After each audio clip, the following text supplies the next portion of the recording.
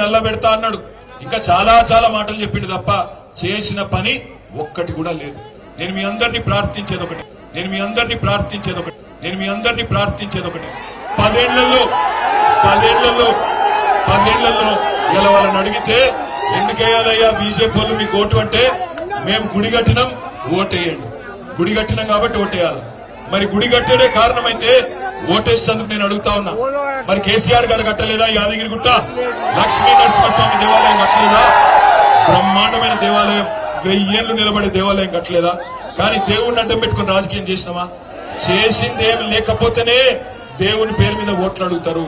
10 ఏళ్లు ప్రధానమంత్రి నేను అడుగుతున్నా ఇక్కడ మీరు చెప్పాలా?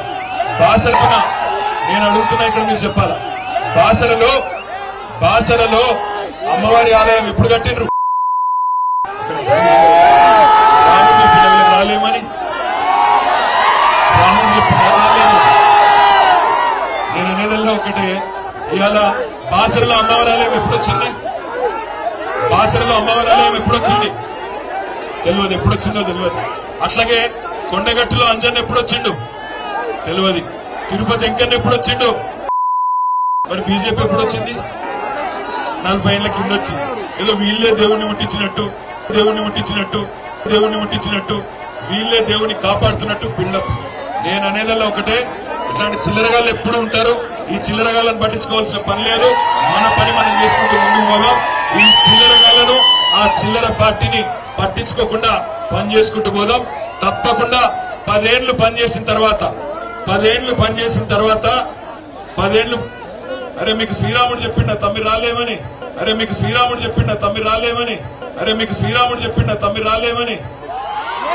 రామ మందిరము రాముడు అన్నప్పుడు అందరినీ గౌరవించే సంస్కృతి ఉండాలి. రాముడు మర్యాద పురుషుడు, అందరినీ ఒక లెక్క చూడమన్నాడు. రాముడు రాజధర్మం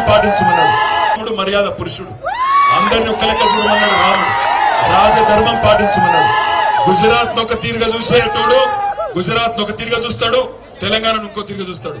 గుజరాత్ కేమో 1000 కోట్ల రూపాయలు, లక్షల కోట్ల రూపాయలు, తెలంగాణకు బిడ్డ పైస ఇయ్యడు. ఒక మెడికల్ కాలేజ్ ఇయ్యడు, ఒక ఇంజనీరింగ్ కాలేజ్ ఇయ్యడు, ఒక స్కూల్ కూడా తెలంగాణలో పైస ఇయ్యడు. కానీ ఓట్లు మాత్రం కావాలి. అందుకే ఆలోచించమని కోరుతా ఉన్నా, మిమ్మల్ని అందరినీ ప్రార్థిస్తా ఉన్నా. దయచేసి దేవుని పేరు చెప్పుకొని అదానికి దోచిపెట్టే సన్నాసులను పట్టించుకోవాల్సిన అవసరం లేదు. అదానికి అంబానీలకు తొత్తులైన వాళ్ళను పట్టించుకోకండి. 13 తారీఖు నాడు కారు గుర్తుకు ఓటేసి బ్రహ్మాండంగా ఆత్రం సక్కు గారిని గెలిపించి పార్లమెంటుకు పంపండి. ఇట్లాంటి వాళ్ళు ఎప్పుడు ఉంటారనే మాట కూడా నేను మీకు గుర్తు చేస్తూ మళ్ళొకసారి పేరున బెన్సాలో పెద్ద ఎత్తున హాజరైన మా అన్నదమ్ములకు, అక్క చెల్లెలకు, అదేవిధంగా మా బీఆర్ఎస్ పార్టీ నాయకులందరికీ హృదయపూర్వకంగా నమస్కారాలు తెలియజేసుకుంటూ జై తెలంగాణ.